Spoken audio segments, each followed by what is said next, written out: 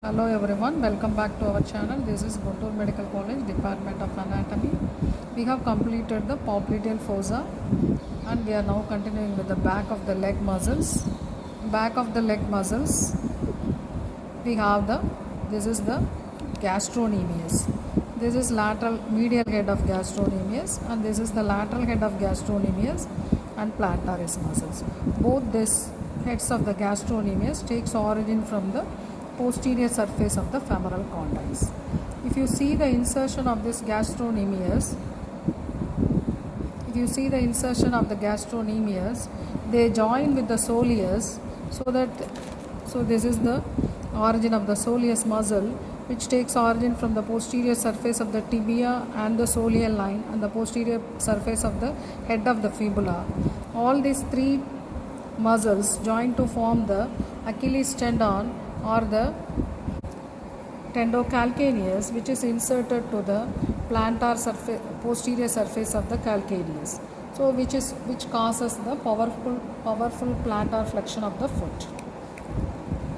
Now this gastrocnemius and soleus muscles are reflected, so that you are seeing the deepermost muscles. Here one muscle you are seeing, popliteal is the deepermost muscle. This middle layer of muscle this is the flexor hallucis longus and this is the flexor digitorum. This is the flexor digitorum longus.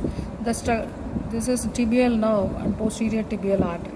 So these two are the middle layer, hallucis longus and digitorum longus.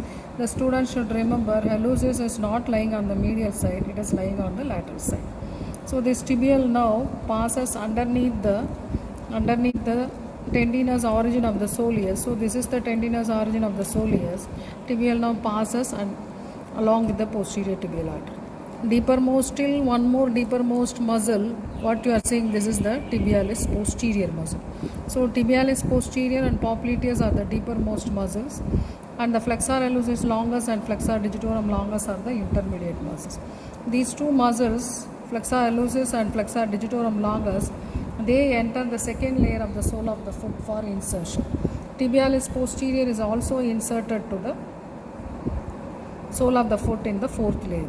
This popliteus, if you see, it takes origin inside the knee joint, intracapsular origin, and it is inserted to the posterior surface of the tibia, surface of the tibia above the soleal line.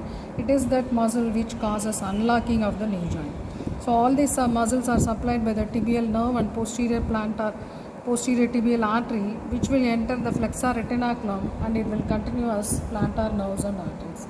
So we have completed this. Now we will again revise this. This is the medial head of gastrocnemius, lateral head of gastrocnemius, plantaris, and this muscle is the soleus, popliteus, flexor hallucis longus and flexor digitorum longus, and deepermost muscle is the tibialis posterior. With the next dissection video in the lower limb, we will see in the next video. Thank you.